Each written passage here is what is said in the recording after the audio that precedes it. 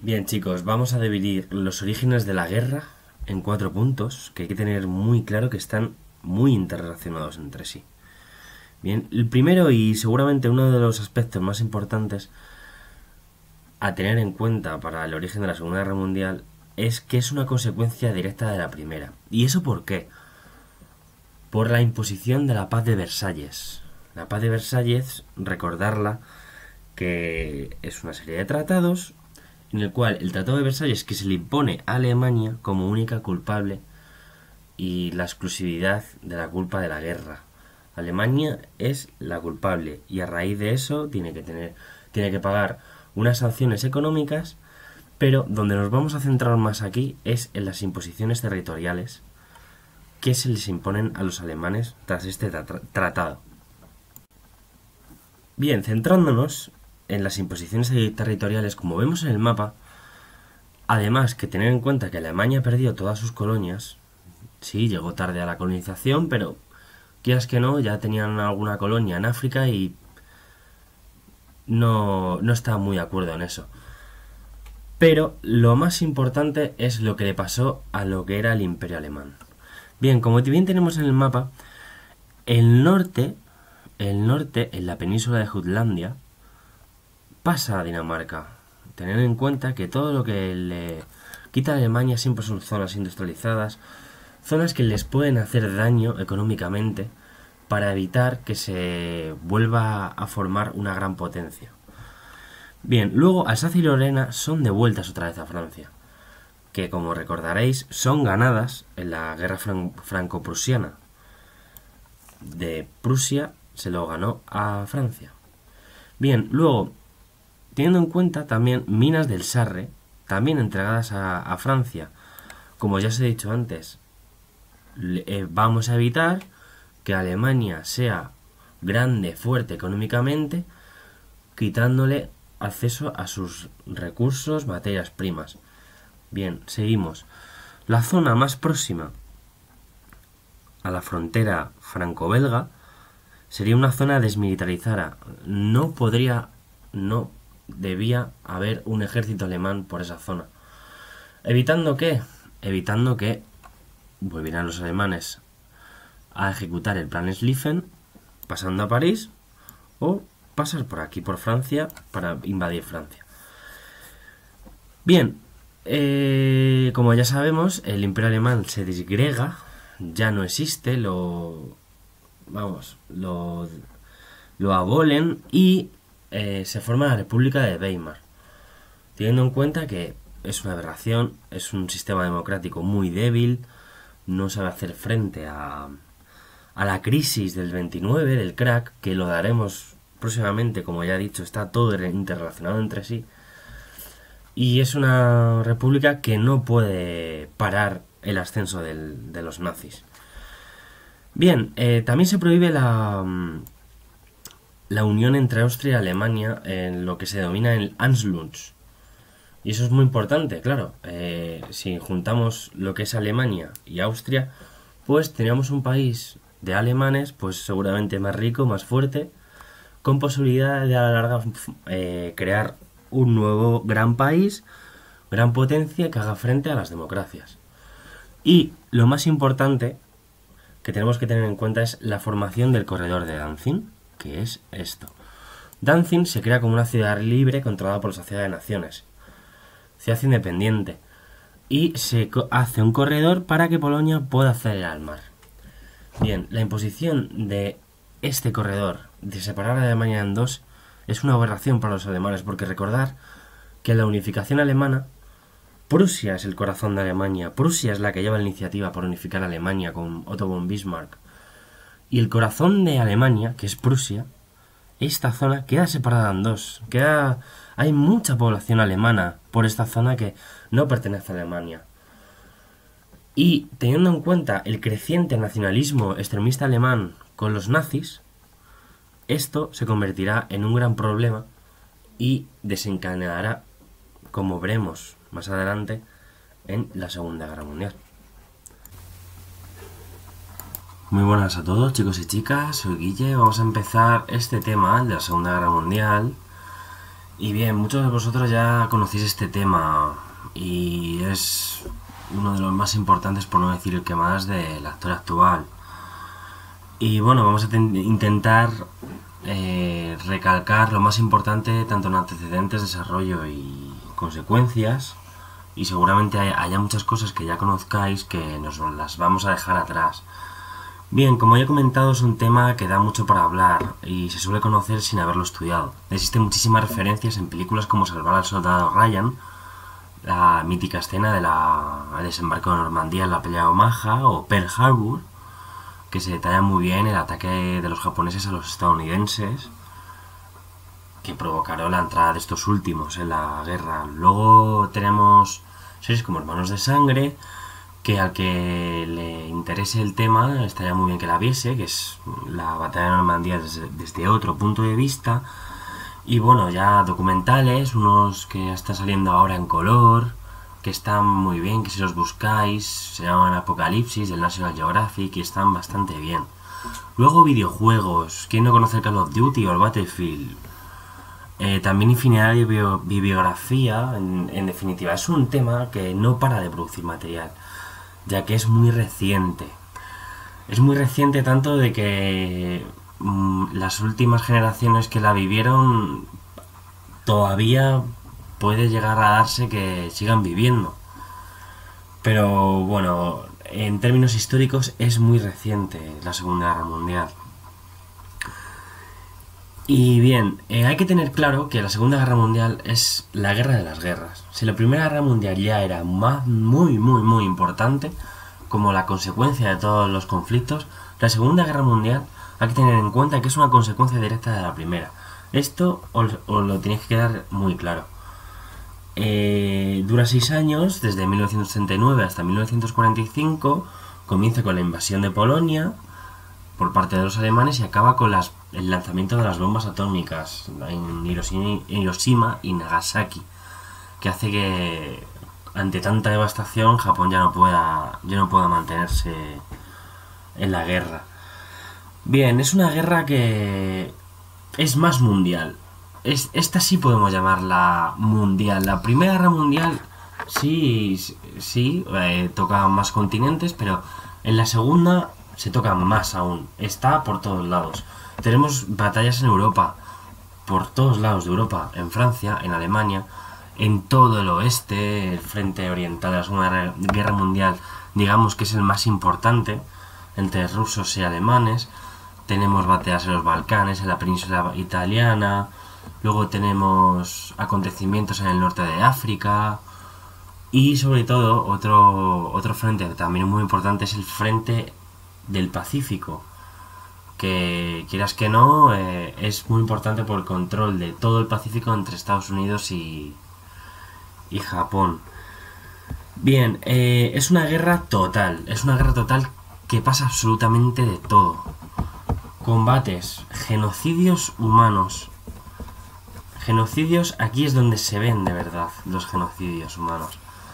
Solo hay que hablar del holocausto judío, que si tenéis la ocasión de ir a Praga, que vais a ir, según me han dicho mis informantes, vais a ir y vais a tener la ocasión de vivir en primera persona lo que es un campo de concentración y toda la barbarie que era eso.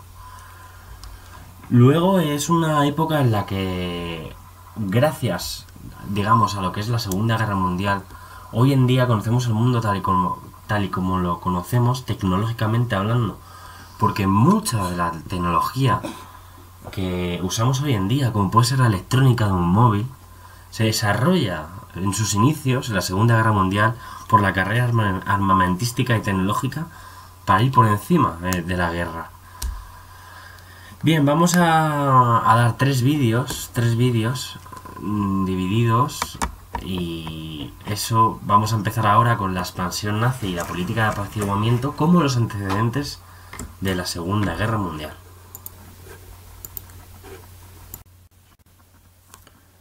Siendo consecuencias directas la paz de Versalles que acabamos de ver y el nacionalismo extremista alemán, también hay que tener en cuenta el triunfo del comunismo en Rusia.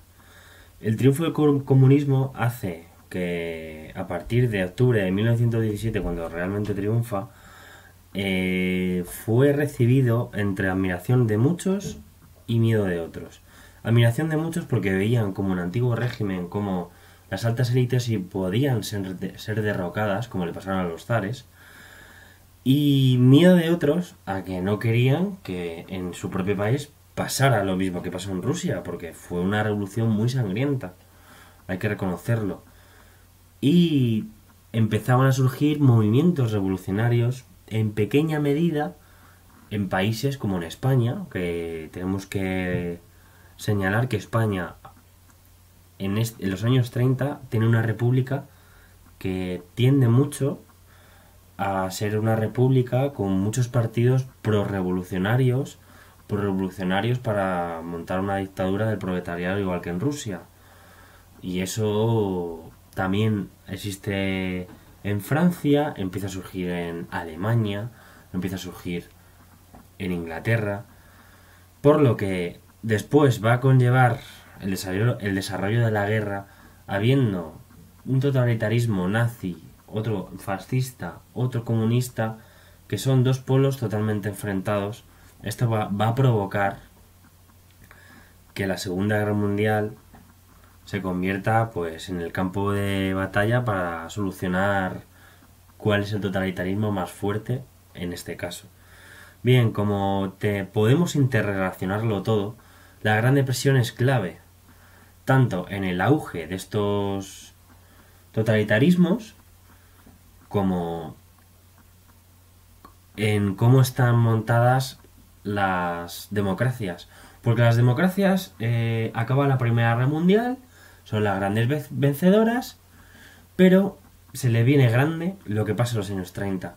El auge tan fuerte que tiene Hitler, como vamos a ver a continuación, en su política tan agresiva exterior, hace que la debilidad de los países democráticos, ya puede ser por motivos económicos, por motivos sociales, por motivos políticos, hace que, además de una sociedad de naciones que se crea como una organización precursora de lo que conocemos hoy en día de la ONU, de la Organización de las Naciones Unidas, no pueda servir de organismo internacional con el fin de mediar para evitar guerras.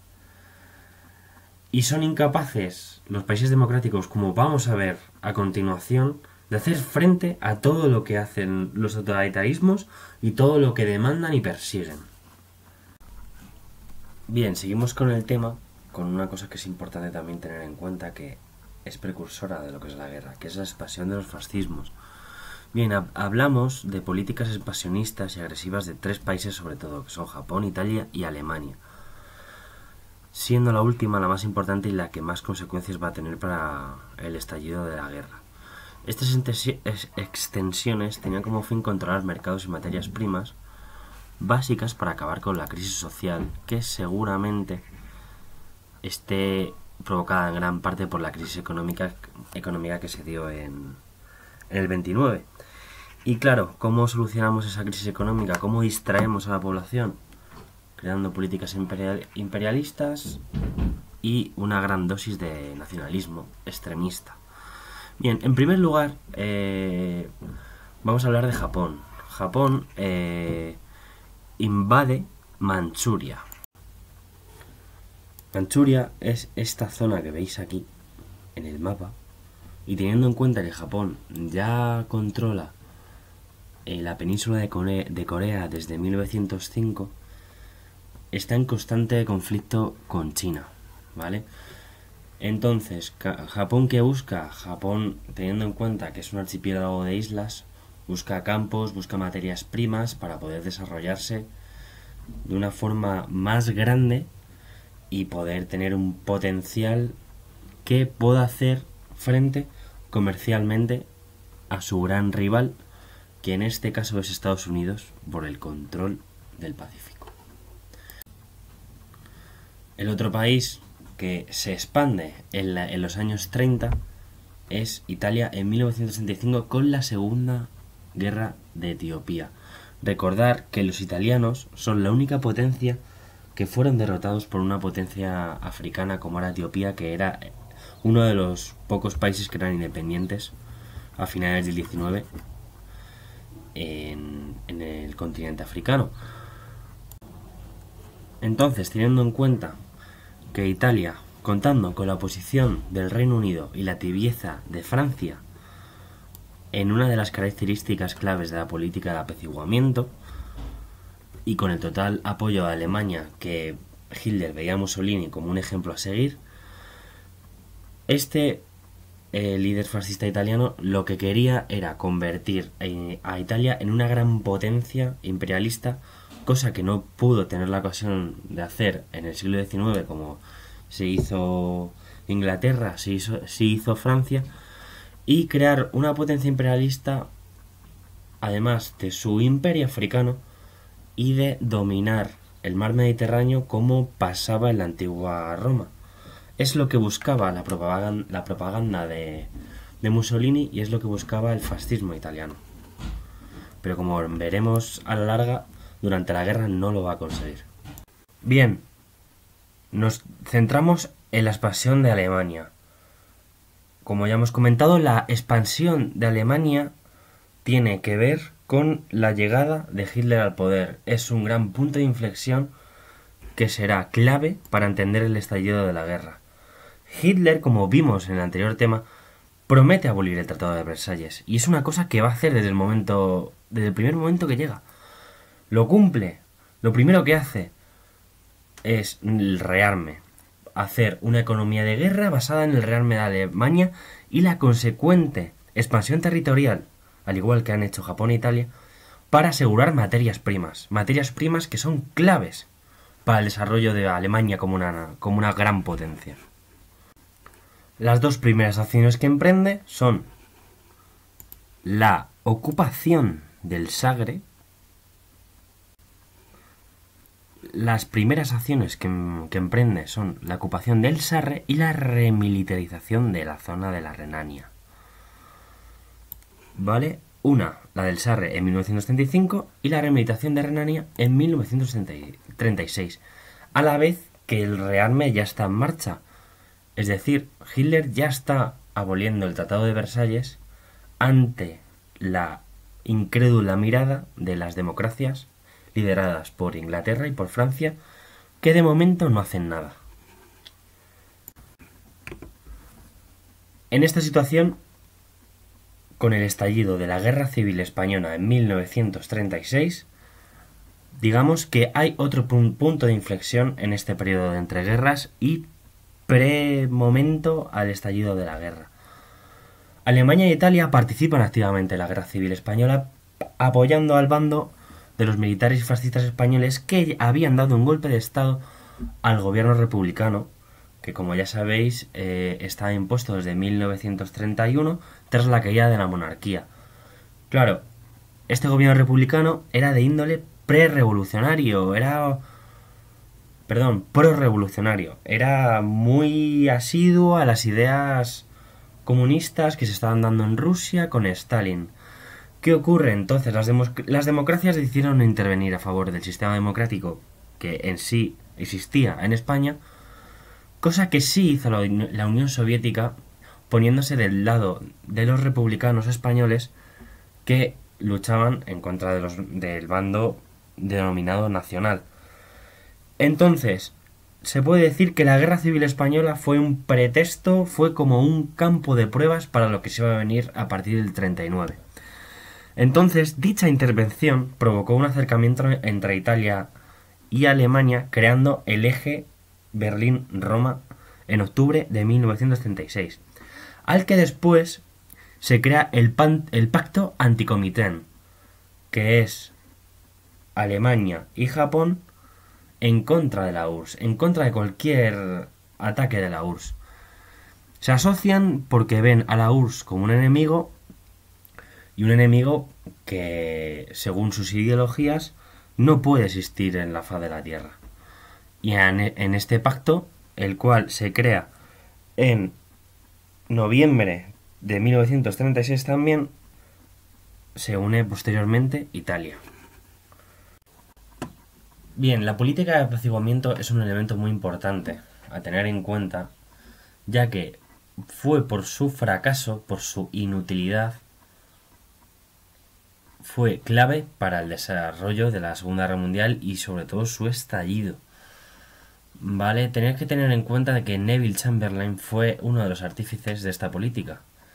Es el ministro británico, e Inglaterra es la que lleva la voz cantante de las democracias. Tener en cuenta que Estados Unidos no está en la primera línea del mundo, ya que sigue con su política aislacionista que adoptó tras la Primera Guerra Mundial. Entonces, esta política básicamente consiste, y hay que tenerlo muy claro, en que, como su nombre indica, apaciguamiento, apaciguar, calmar.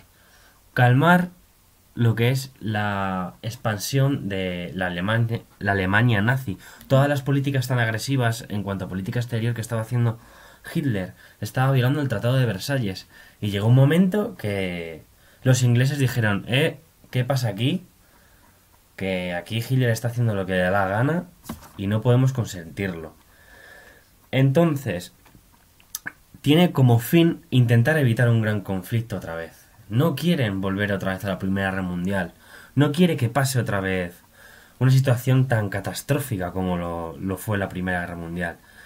Y quiere acabar con esa política de Hitler que, como ya hemos visto, no había quien le parase. Entonces, Hitler, en su política expansionista, decidió invadir Austria, violando otra vez el Tratado de Versalles, produciendo el Anschluss, ese de que dice de la unión de los pueblos alemanes. Entonces, con Austria ya bajo el Tercer Reich, no quedó ahí la cosa y dijo, vamos a ver, tenemos al lado Checoslovaquia, como veis aquí, en este mapa. Tenéis aquí al lado Checoslovaquia. ¿Y qué pasa? En Checoslovaquia, además de haber muchísima industria rica que nos puede ayudar para conseguir nuestros objetivos, hay población alemana que está reprimida porque no pertenecen al Tercer Reich. ¿Qué decide Hitler? Invadir. ¿Qué pasa con Checoslovaquia? Es aliada de Gran Bretaña y Francia. Entonces, lo que decide el ministro Chamberlain es convocar una conferencia de paz como las que se hacía antes de la Primera Guerra Mundial. Convocarla en 1938 para, lo que ya estamos diciendo, intentar evitar una gran catástrofe como al final se produjo. Entonces, en la conferencia de Múnich, ¿qué invitados iban? Aquí, como veis en la foto, estaba Hitler, estaba Mussolini, estaba el ministro Daladier, perteneciente a Francia, y el primer ministro Neville Chamberlain de Gran Bretaña. ¿Qué se llegó a la conclusión? ¿Qué prometió Hitler? Hitler prometió que si le daban Checoslovaquia, él dejaba de una vez por todas sus políticas expansionistas y no iba a haber una guerra. No iba a haber una guerra mundial, no iba a haber ningún tipo de conflicto. Y diréis, ¿y qué pinta Mussolini si no tiene nada que ver con esto? Pues Mussolini, aunque ya era coleguita de Hitler, como veis en este mapa, Austria está aquí, pertenece ya a Hitler, Italia está aquí. ¿Quién no le iba a decir a Mussolini? Este hombre, el Hitler, le da una vena y de repente dice que hay población alemana aquí en Italia y nos invade también. Por eso Mussolini no se fía tanto de Hitler, no quería una frontera con Hitler porque no quería problemas. Él se quería centrar en sus políticas expansionistas territoriales. Entonces, prometiendo eso a Hitler, le damos Checoslovaquia, no va a haber guerra. Pues las democracias demostraron que no eran capaces de parar a Hitler y le entregaron Checoslovaquia. Es decir, ejecutaron, por decirlo así, un país democrático para que no haya guerra mundial. Que después la hubo. Aquí vemos en esta foto cómo Neville Chamberlain, nada más llegar de Múnich a Londres, tiene el papel y hay un vídeo muy famoso en el que dice: aquí tengo la declaración firmada por Adolf Hitler en la cual me dice que no voy a tener ningún tipo de problema porque él va a parar con sus políticas expansionistas. Mentira. Estamos en marzo de 1969. En septiembre comienza la guerra. Antes de proseguir con lo que es el detonante de la Segunda Guerra Mundial, aquí veis el mapa de Alemania, que comparándolo con el que os muestro al principio, es totalmente distinto. Todo esto es Alemania ahora. Remilitarización de la Renania, ocupación del Sarre, los Sudetes checoslovacos, incorporados primeramente a Alemania. Después toda Checoslovaquia incorporada a Alemania tras las conferencias de Múnich. Invasión de Austria. Vamos, es que es anexionarse en país y no pasa nada. Puedo hacerlo y no me dicen nada. Incluso lo hago, vienen a echarme la bronca, pero en esa conferencia me regalan otro país que es Checoslovaquia. Y tenemos una gran Alemania ya. Todo lo que quería Hitler lo estaba consiguiendo. Pero aún faltaba algo. El corredor de Danzig y la ciudad de Danzig, y como os he dicho antes, el corazón de Alemania.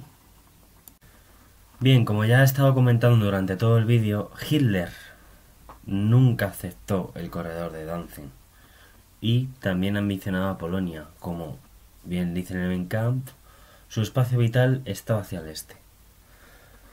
Entonces, sabiendo la proximidad de un conflicto, pasó una cosa que nadie se esperaba. Fue algo increíble. Un pacto de no agresión entre la Alemania nazi y la Unión Soviética, siendo estas dos antagonistas entre las dos, no se podían ni ver.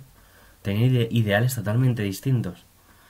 Entonces se forma un pacto de no agresión ante la atenta mirada de sorpresa de las democracias, diciendo, pero bueno, ¿qué ha hecho la URSS? Pues no sé, no lo entendemos. No lo entendemos. Claro, este pacto de no agresión consistía en que ambos países se repartían Polonia y la URSS tenía vía libre para ocupar Finlandia y los países bálticos, que los tenéis aquí, y Finlandia. Bien, luego los ocuparían. Pero claro, Hitler conseguía lo que quería: quitar el corredor de Danzig, unir toda Alemania a costa de Polonia. Y igual le pasó a la URSS, que se aprovechó de esta situación, ya que la URSS sabía que a la larga iba a haber un conflicto, pero no estaba preparada. Y como se ve en la Segunda Guerra Mundial, cuando Alemania le declara la guerra a la Unión Soviética, no está preparada y los alemanes casi llegan a Moscú. Claro, Stalin sabía que no tenía tiempo si se pasaba una guerra mañana, no tenía tiempo y podía perderla y podía echar por la borda todo lo que había conseguido el comunismo hasta ahora, que prácticamente no había sido mucho, porque no se había consolidado el Estado comunista.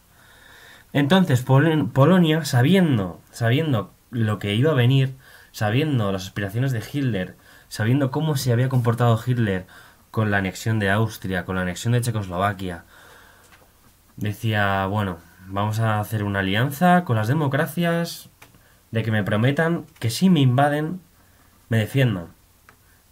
Y eso pasó.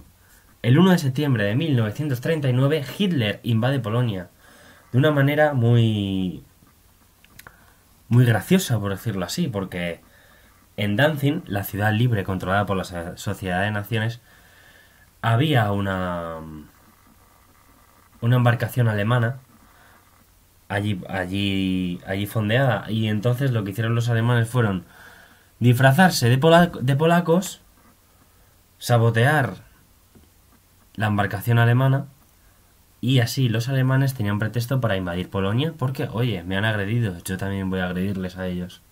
Ojo por ojo, diente por diente. Era mentira. Entonces, el 1 de septiembre Hitler entra en Polonia. El 3 de septiembre, Francia e Inglaterra le declaran la guerra a Alemania. Cosa que Hitler no se esperaba. Hitler decía, si han tragado tanto con Checoslovaquia, Austria, no creo que se metan en una guerra por Polonia. Bueno, pues se metieron en una guerra que duraría 6 años y solo acabaría con la destrucción total de los nazis.